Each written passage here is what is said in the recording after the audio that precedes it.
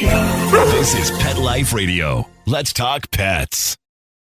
Everyone cheer is Super Smiley. His message of unconditional love was in the air for Super Smiley.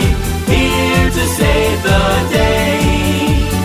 Kindness is the way. Woof and Super Smiles. Welcome to a Super Smiley adventure on Pet Life Radio, the largest pet radio network in the world. I'm Megan Blake, the pet lifestyle coach, here with my sidekick, Super Smiley, the national spokesdog for the American Humane Association Hero Dog Awards. On a Super Smiley adventure, we explore adventures where animals lead. They can be journeys for animal advocacy, for adventure, and they almost always lead to paths of inner discovery and greater bonding with our pets. And our guest today has led a life of adventure, advocacy, and of inner discovery. Louis Gossett Jr. is a true icon and light in the world, having starred in groundbreaking projects like Roots, some of the most popular and acclaimed television series like Boardwalk Empire and Touched by an Angel. He began his career on the path as a game changer opposite Sidney Poitier in the classic film A Raisin in the Sun. He's played the voice of God, and he's won an Academy Award for his so-focused role as Drill Sergeant Emil Foley in An Officer and a Gentleman. Please welcome Louis Gossett Jr. to a Super Smiley adventure. Hi, Lou. Fine. And as I say in my best voice, I love that, Lou, and Smiley likes that too. You might hear Smiley and Angel. They are playing in the background here. So, Lou, first of all, thank you so much for joining us today, and congratulations on your amazing body of work. Oh, thank you very much. I'm very blessed. Yes, yes, yes. We all are so blessed in this life that we have here. And we all want to know about your sweet, sweet dogs in your life. But first I have to ask, can you describe what it was like when you actually walked up on stage to accept your Academy Award? I had no idea it was going to happen. I used some of my experience, and over to my right was the great Robert Preston. Yes. And over to my left in front of me was James Mason in the front Yes. row. And then there was those two shoe-ins as far as I'm concerned. So I had made an adjustment. I'm so grateful to be in the top 5. So my mind went there. My agent hit me in the chest and said, they called your name. I looked around and they did. So it took me a while to get up to the stage. I had nothing prepared, so I spoke from my heart. I guess it was okay. Oh, Lou, it was beautiful. And I actually watched the clip of when they called your name.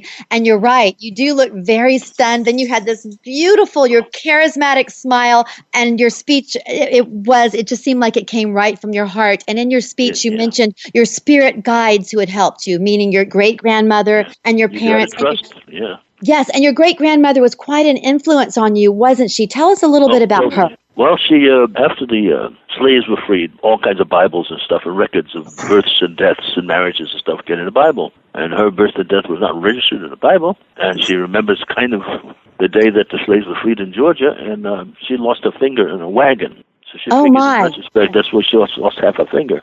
There's the Exodus from the south to the north, and all the stuff was in the Bible but hers, and she was responsible as the matriarch of the family to raise all the children when anybody, like the butler and the help.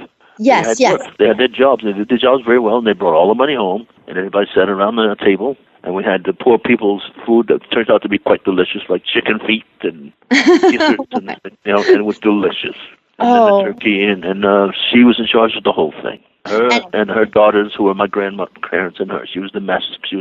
So she didn't know how to write or read, but she saved our lives with her home remedies. And so when we had too much of a whooping cough or polio, she did something, and she sits on my shoulder.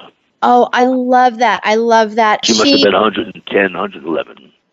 Over 100 years old, 110 or 11 when she passed. Yeah.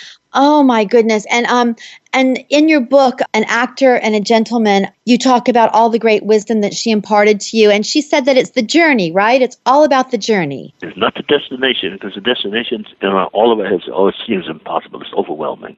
But right. We're asked to go on the journey, face in the right direction. And that's the area where miracles happen. I love that. Face in the right direction. That's where the miracles happen. And just walk in the right direction. And you're going the right way, right?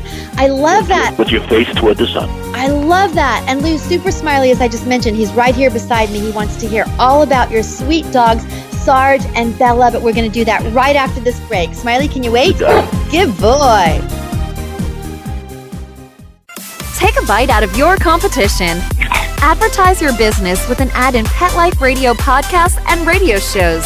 There is no other pet-related media that is as large and reaches more pet parents and pet lovers than Pet Life Radio. With over 7 million monthly listeners, Pet Life Radio podcasts are available on all major podcast platforms. And our live radio stream goes out to over 250 million subscribers on iHeartRadio, Odyssey, TuneIn, and other streaming apps. For more information on how you can advertise on the #1 pet podcast and radio network, visit PetLifeRadio.com/advertise today. Let's Talk Pets on PetLifeRadio.com.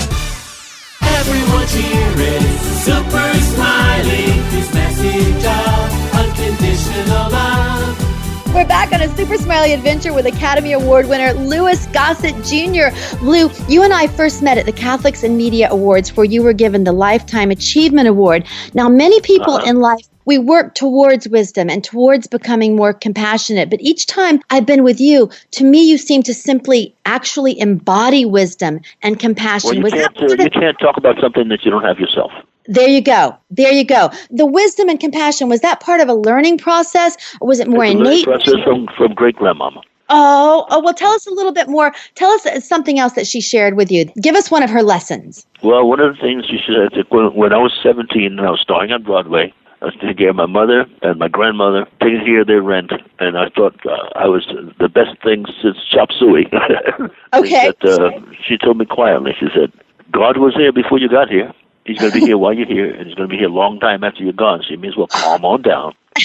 Another run thing. So when I remembered, everything was all right. When I forgot, I got into trouble. That is so perfect. I love that. I love that. So I guess she did collect a lot of wisdom in her very long-lived life and brought a lot of history with her. And Lou, in my life, I'm surrounded by animals. I have my horses. They live with me. My dogs are here and cats. And I believe that animals also can be healers and teachers. So tell us about your little sweetie, Sergeant Belly. Tell us. And Bella. There's a thing that I learned. I've always had an animal of some sort. Mm-hmm. And so never too much time. If an animal, most of my animals, if they weren't killed by a car or a hawk or a coyote, they lived full life. Most of them lived a full life with me. Dogs, 17, 18, 19 years long. But what happens when we have these animals? We assume the responsibility of taking care of them. They come to them full selves, and it's a thing that's international that I have to remind people who have never been poor, who never had the initial lessons of it's what you give, it's not what you get. So you wake up in the morning, you've got to feed your dogs, you've got to hold your cats, you walk your dogs, make sure they're all right after they're fed. You love them unconditionally. When they get sick, you take them to the doctor, and we start in the habit of doing something for somebody else. It becomes I love that. A natural duty. And when that happens, they come to this particular place where they teach you back, give you moments of joy and moments of gratitude, and their love is unconditional. I love that. And I agree that we give to them, but then they also give back, and we teach them, meaning we train them, but they teach us right. They teach us right. They do. They actually do. They're happy. A trained dog is a happy dog, but also they teach us right back. Have Sarge and Bella, have they taught you anything? These two. First, tell everybody about your little dogs. I saw their pictures. Well, they are. Sarge was the first one. He's a rescue. Okay. And I was looking at this combination husky Malamute, all brown, 3 or 4 different colors of brown, and he's about shoulder level in the cage. And he started licking my fingers, and I had made this decision. It was him, and I kept getting this little tug on my pants. And looked down, and here's this little guy, and he's half a miniature Doberman and Chihuahua. And his look is a combination of Yoda and Don Knotts. So I'll send you a picture, and you'll see. You'll giggle again. He's adorable. And then he was lonely, so I found another rescue. I came into the office, and it was a she, and she gave birth to 6 puppies, and she was only 6 months old. So the puppies were taken care of, and I took care of her. Her name is Bella. Bella, and they are the same age, inseparable, and they're looking at me right now. Oh, I love that. Well, then they're on our show, too. And Smiley and Angel here, they want to send out a doggy kiss to Sarge and Bella, too. So let's do that. And has Sarge and Bella, have they taught you anything specific, these 2 dogs? Oh, well, they teach you about unconditional love. Right, unconditional. That should be infectious to when people are together. Right. Governors are together. Countries are together. Unconditional respect for one another. So it's not about me, it's about them. And then they I make love their that. entire lives about me. That's And the they trade-off. do. The dogs do make their entire lives about their people. I always see them as they have a pureness of spirit that teaches purely. And in your book, you mentioned, I think your grandmother mentioned this actually, the education before the education, when you're preparing to go to school. And to me, with the animals, they're almost like that education before the education because They're asking you, how should I act? What are my limitations? What are my disciplines? How far can I get? What can I do? And then they find out that there's certain things they can't do because there's certain consequences when they do it, and they stop. Exactly. And start with pottying in their house. No, you go in the backyard. Eventually, if the door is closed, they ask you to open the door so they can go in the backyard and do right. That's right. They tell you what to do. They tell you. Same That's thing right. with our children. Yes, tell us about that. Tell us about the education before the education. There's the education that my great-grandmother and my mother and my aunts and all this teach us before we go out the door, because we have to represent the family. Proper dress code, respect for the elder, and then respect for the opposite sex, hygiene, physical fitness, spirituality. You have to believe in God. You have to know upon whose shoulders you stand, and you have to represent that when you go out the door. The foundation is to create a center called the Shamba Center. Yes. All these children of all ages and of all nationalities come in with cleverly prepared lessons from some of our brightest minds on how they need one another, both in sports and in actions and videos and speeches, so that they learn how to rely on one another. So by the time they get to school, that racism problem is not there. They haven't carried the negatives on. They've only carried positives. So I love that. Well, yes. If they get old enough to vote, the issues they vote about are a little bit more compassionate. Stuff that they're fighting about today, like everybody should be able to go to a doctor whether they can afford it or not. There should not be anything like a homeless veteran. Yes. Everybody should have clothes, a shelter, and food. If this is America, and we read the stuff that they've written about us being one nation under God, certain things should have nothing to do with money.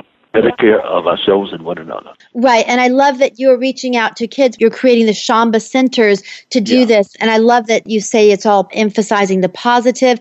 And Lou, let me share with you that Smiley has a kindness program with inner city kids. Smiley's my dog, about the values that, and it's about the values that animals can teach, like kindness and respect. And his film, Kindness, a Super Smiley documentary, it just screened in Malibu the day before your book signing. Oh, and that's fantastic. Yeah. Yes. So next time we have a screening. They teach us patience. They teach us unconditional love. Yes. And they teach us what happens when you're nice to them. Yes, and respect. And it's amazing what these little children, a lot of the kids, when Smiley and I worked with them, they're inner city kids. So a lot of the large dogs they see are actually fighting dogs, or they're trained to be protection dogs, junkyard dogs, so to speak. And they had never even been around a large dog that was kind like Smiley. So it really was an education for them in kindness and in respect and in reading the animal's energy and then sharing that. And I love what you're doing as well. Yes. Well, so they pick up. The first thing they pick up has got to be our kindness. Right. If we pass our poisons on to them, then we have another generation of misunderstanding. Absolutely. And another thing I also say is that I've observed is animals show us how to connect on a deep level with them. So they remind us to connect with ourselves, to go back inside ourselves and see. Would you agree with that? I agree with 100%. We started on this planet with a connection of the insects, the animals, and the people all around. And we were together on that thing, and we interrupted that cycle from insects, animals, and people. We've interrupted it, and the world is recoiling because of it. And people don't think in those terms, but that's what it is. And now we've messed up our fresh air, and that's part of the cycle we've got to put back in place. We have to buy water out of a bottle. Right. The fish, the balance of the fish in the ocean is gone, so we have to buy fish from fish farms. And the weather, the storms are getting pretty large and pretty incredible. And only our being together can save it. Right, and going back into balance. I think that's a word. Putting everything back into its proper, natural, ecological balance. Yes. I love that. And for me, animals teach living in the present and to be a part of that balance and emotionally connected. So when I do go out into the world, I feel like I prepared just simply by being with my horses, with my dogs. Do your dogs? Absolutely. Yeah, tell us about that with your dogs. Do they help ground you and balance you in a way? Me. You know, when I need a little friendship and a little love, they're the first ones. Absolutely. When they come in the house, they're the first ones there. Oh, I love that. Even if they're in pain. My last dog was a 135-pound black lab, but he lived 18 years. That's long. He was a guy, and it was on location. And he held on until I got home. Now, that's love. And they do know. No, they're very, very sensitive. They do know. And Lou, we're going to take a quick break. And when we come back, we want to hear more about your book, the great success of the Boardwalk Empire, Eracism, too. Smiley, can you wait? Good boy. Begging to hear more of your favorite show? Full episodes of all our shows are available on demand. Go to PetLifeRadio.com to fetch our entire lineup of Possum Pet podcasts. Also, dig us up in iHeartRadio and iTunes. Let's talk pets. Live and on demand only from Pet Life Radio. Let's talk pets Let's talk pets on Pet Life Radio. Pet Life Radio. PetLifeRadio.com. Hi, I'm Frances Fisher, and you are on a super smiley adventure. Everyone's here is Super Smiley. His message of unconditional love. And we're back on a Super Smiley adventure with the amazing, iconic Louis Gossett Jr. Lou, we just were talking about your work with the children, and I love the name you created for your foundation, Eracism. Tell us a little bit about that. Well, those are old-day things that are stuck in our DNA, and it's not black and white. It's everything. Automatic assumption that they are better off than somebody else, and they call the shots. Okay. We've come to the end of that era, and some people accept it because of their sensitivity with animals and stuff, and other people are having a hard time with it because that's the way they were taught and raised for generations. Yes. And so the people who were in charge are used to only that. That's the only thing they was taught. And the other people who are under the gun of people in charge, that's the only way they know how to act. So at school, I get these young kids to know that there are different natural rules. And when you see a kid's eyes open and look at another kid, because they would have to be taught that separation. But when you see a kid in any kind of meeting or any kind of a game, and it's happening in our sports now, where there's a connection and everything goes out the window, it's a wonderful connection, and then it's never over. Right. That's very interesting, the way you were just talking about prejudice. And please correct me if I restate this wrong, but I think you were saying that prejudice is something that is actually taught, that we come into the world with as a clean slate. We're taught, and now here recently is in our DNA. Ah, interesting. Well, I have a very dear friend who works with the dogs in prison, in the prison programs in Florida, and he uses this wonderful example. He will look at a person and say, you're a man, so you're prejudiced. You're, this, so you're prejudiced. You're a woman, so you're prejudiced, because it's a way of looking at the world. But he says, when you look at this dog sitting here, this dog isn't prejudiced. He just sees, are you my person? Do you feed me? Do I trust you? Do I learn to respect you? And so that's another way, again, I keep coming back to the animals because they are such great role models when you open your eyes to this. Yes, they don't see the prejudice. They see a human being. Not in their DNA. Exactly. And they weren't taught. If you teach a dog how to be a killer, then he'll be a killer because he thinks that's where he get his love from. Exactly. So those of us who are sensitive to that, our animals are not like that at all. Right. Except you got to watch out for Sarge though. He's a womanizer. He's a womanizer. Well, I've got to tell you. A woman comes to the house and he's right on the lap, and if he had no accent, it would be French. That's so funny. Well, Smiley is right there too. Smiley's kind of a charmer and a flirt as well. So he says, "Oh, baby, welcome to my home." I know that's how he would speak. Lou, I think we have our hands full with our doggies here. I totally, I'm with you. That's so cute. And Lou, Boardwalk Empire just wrapped, and it's been getting major critical acclaim, and you've been getting so much acclaim for that as well. First of all, congratulations on that, and tell us about working on that set. What an amazing project. That's the best of television. Yeah. The very best of art, and they pay attention, and they make it perfect. And so it was a blessing to do it. If there's a way of me coming back to life, they'll figure it out. Because they didn't get a love scene, so I figured they thought about that in advance. Since there was no death scene, maybe all of a sudden at the beginning of next year, I'll be sequestered somewhere recovering. Yes, let's hope that happens, because we some of the critics have said that's what should happen, but it's from their mouth to God's ears. I'm very grateful for the experience, and I want another job. Absolutely, and we want to see you there. Absolutely. And in your book is so aptly titled. I love the title, An Actor and a Gentleman, and I read every single word. I want to recommend this to all of our listeners. It's a beautiful and intimate journey right along with you in your life. First of all, thank you, Lou, for sharing you with the world through your book. And I don't mention names of anybody who did anything bad, but they were there, and I listened, and I made the decisions to go with them, and they were not the right place to go. But I feel that I was pretty kind. You were. I loved it. It shared lessons. It is walking with you through your journey, but the way you shared it is that we can take it in and sort of learn from your journey as well. Was that part of your thinking? And in your book, that's the place where the miracles are, because I'm still here.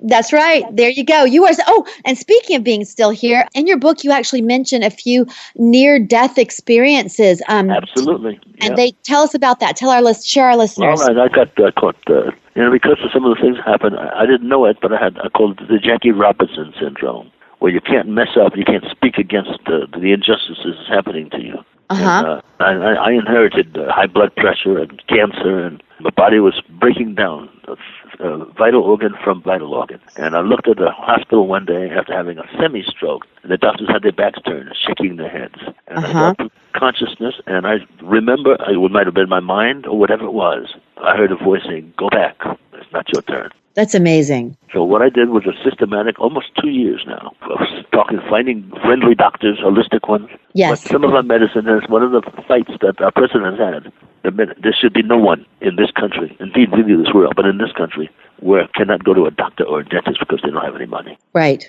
And doctors are active. There's nurses and doctors and specialists who agree to that. So I finally found a couple. They looked at me, and it was very ironic that each one of them came from a different country. Really? That is interesting. Yeah. That's very... So so they wanted to know what was wrong with me. Why was I going downhill? They didn't see on the surface, but they were treating each individual thing instead of looking and seeing what's going on. Part of it, obviously, was attitude, but they found in an MRI machine, it's 15 different angles, so they could look at it. They found a slow drip. Someplace, maybe in the old days when I was playing sports or whatever it was, a slow drip that made my immune system all the way down, where I would be the first one to get a cold, the first one to get cancer, the first one to get out. And that's how my body had no defense. So this was about a year ago. They put me on a table. They gave me 6 hours of intravenous iron. Wow. They put a stent to stop the leak and gave me 6 hours of intravenous blood. And all of a sudden, I felt like I had never felt since I was a child. Wow, Lou. And you are looking so good. Whenever I see you, you just radiate life force. You radiate energy. Yeah. You look so amazing. We're so glad that you're here and that the voice did say it's not your time. You're going to come back. That's right. No idea that I'd feel this good. I'd taken off 50 pounds in about a year. You look so good, Lou. And with the near-death experience, I mean, I don't even know how you could do more. You're so busy. And I know that yesterday you were actually down in LA working with feeding the homeless. I mean, you completely give back. Tell us more about what you're doing. Well, 15,000 people, the minimum. So this is the largest collection. Doing it again tomorrow at the mission. But now it's a lesson. It's called a program of example. I like that. So I show up, and it starts from the inside out, and I'm going to be close to those homeless people and put a spoon on a plate and a fork on a plate and say, "Happy Thanksgiving." Oh, I love that. What I get out of that is maybe, I don't know what God has in store, but He kept me alive so that I could be in that position. That's right. So Him bringing me back from death, I am not here on my time. Right. I know what that means. I understand you. And just like animals. Yeah. Yes. I love that. We're talking about what you're talking about now. It seems to me as a purpose in life. And one of your thoughts in your book is you actually say, how can I be of service? And that is, of course, basically selfless service. Selfless service. It's a natural way to be. Yes. And that would be so great for all the people, all of us to embrace that. But I believe also, as you just mentioned, that animals in our lives also serve a great purpose. They comfort us. They love us. They help heal us. Yes.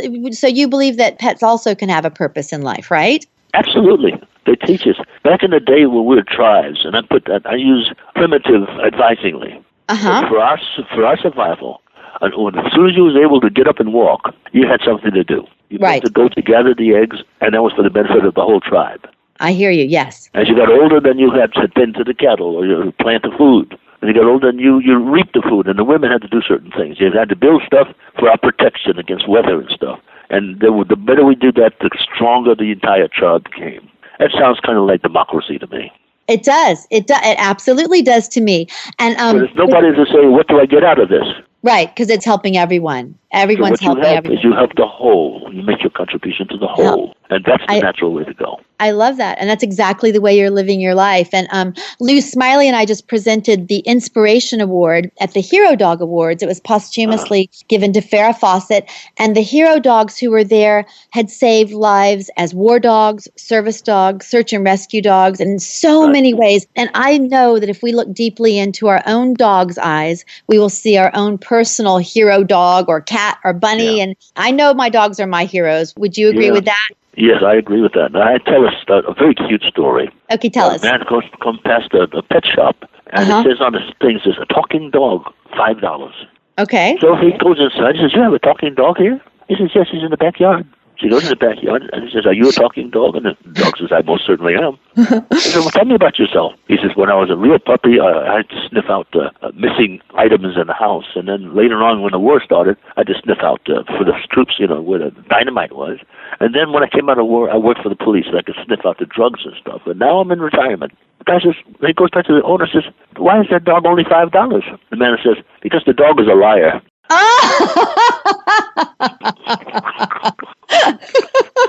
That is so funny. That is so funny. But oh my gosh, that is so funny. And I love that. But I have to tell you, all of that.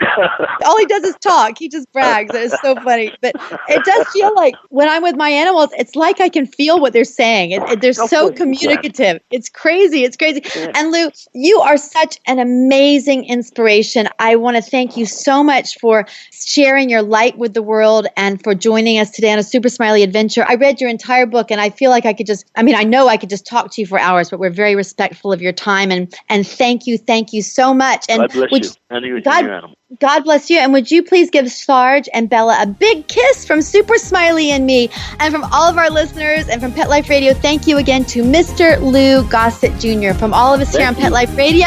Until next time, woof and super smiles. Bye, Lou. Thank you. Bye-bye, honey. Let's Talk Pets every week on demand, only on PetLifeRadio.com.